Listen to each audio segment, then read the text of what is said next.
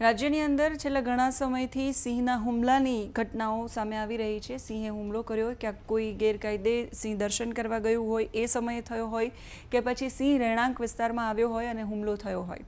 અમરેલીના અંટાળિયામાં જે ઘટના બની છે ગેરકાયદે સિંહ દર્શનની, ત્યાર પછી સિંહ ચર્ચામાં આવ્યો અને ત્યાર પછી સિંહ દર્શનની ઘટનાઓ ચર્ચામાં આવી અને ત્યાર પછી સિંહના વર્તનમાં પરિવર્તન આવ્યું। એ પ્રકારની ઘટનાઓ, એ પ્રકારના સમાચારો પણ ચર્ચામાં આવ્યા।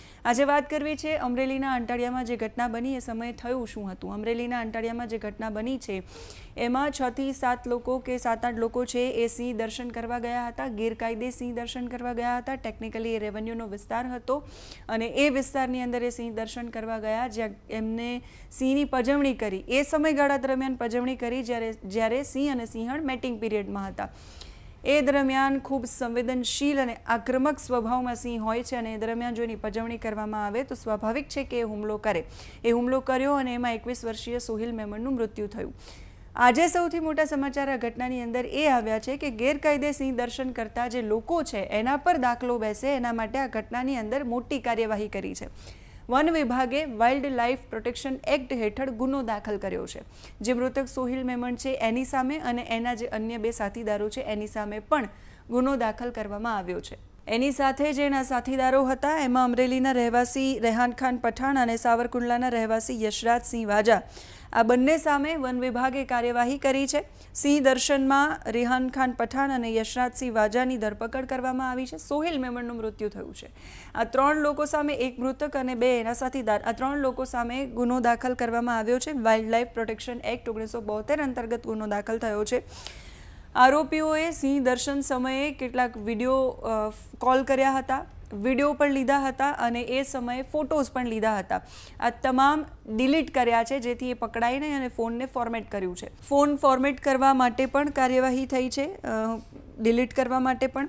આ જે ગુનો નોંધાયો છે એમાં 3 થી લઈને 7 વર્ષ સુધીની સજા થઈ શકે છે। લીલિયા વન વિભાગ દ્વારા જે આ આરોપીઓને પકડવામાં આવ્યા છે એને કોર્ટમાં રજૂ કરવામાં આવશે। આગામી સમયમાં કોઈ પણ વ્યક્તિ આવી રીતે ગેરકાયદે સિંહ દર્શન ન કરે એના માટે આ સૌથી મોટી કાર્યવાહી છે।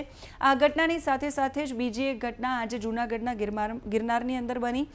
વહેલી સવારે 50 થી 60 લોકોનું ટોળું છે એ ગિરનાર યાત્રા પર આવ્યું હતું અને ગિરનાર પર્વતના પગથિયા ચડી રહ્યા હતા।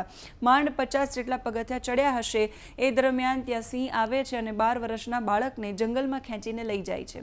સિંહ માનવભક્ષી બન્યાની આ ઘટના છે અને અંટાળિયાવાળી ઘટના ગેરકાયદે સિંહ દર્શનની છે।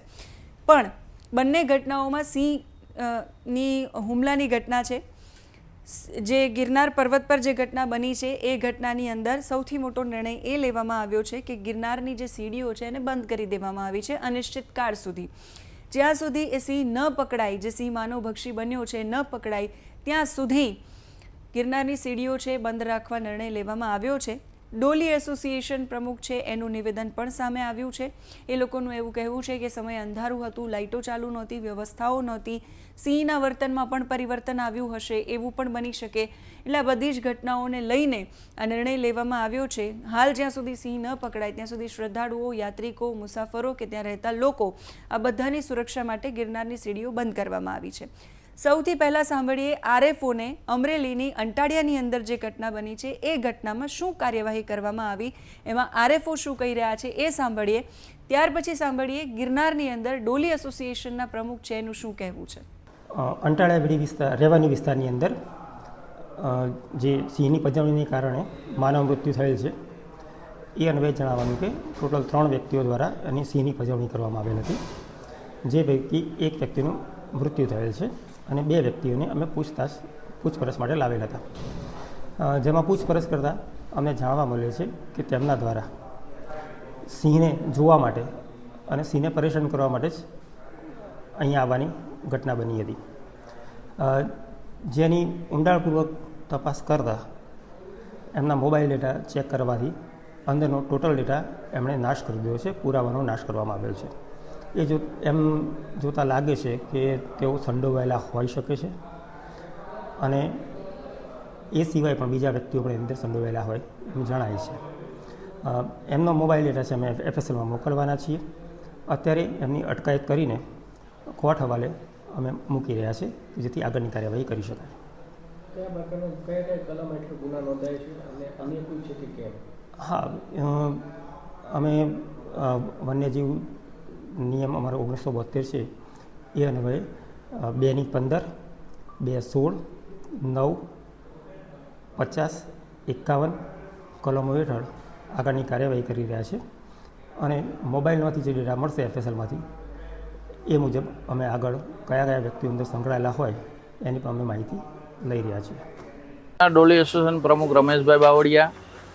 આ 80 પગથિયે જે દુઃખદ ઘટના બની છે, આ અંધારાનું કારણ અને લાઇટ નહોતી એના કારણે આવું થયું છે. અને મારી દુકાન ત્યાં જ છે. અમે કાલે બધા પરિક્રમા ગયા હતા, એને હિસાબે દુકાનો બંધ હતી. એટલે ને ખરેખર દુકાનો જો એટલામાં બધી ખુલ્લી હોત તો આવું બનાવ ન બને. અને આ બહુ નિંદાની ખરેખર દુઃખદ ઘટના છે. અને કદાચ સિંહમાં ક્યાંય એવો બદલાવ આવ્યો હોય અને કાંઈ એવું થયું હોય, નકર અમારા ડોળીવાળા તથા દુકાનવાળા વેપારીઓ યાત્રિકો અવારનવાર કાયમ જાય છે. 365 દિવસ આવો બનાવ બન્યો નથી. તો જેથી કરીને કે સત્ય સામે આવે એવી મારી એક નમ્ર વિનંતી છે અને અપીલ છે. આવી ઘટનાઓ રાજ્યની અંદર છેલ્લા ઘણા સમયથી બની રહી છે, પ્રકાશમાં બહુ જ આવી રહી છે. અમરેલીના અંટાડિયામાં બની અને ત્યાર પછી અત્યારે ગિરનારમાં પણ બની. તમારું શું કહેવું છે આ પ્રકારની ઘટનાઓ પર? કમેન્ટ કરીને કહેજો. અત્યારે આ વિડીયોમાં બસ આટલું જ. નમસ્કાર.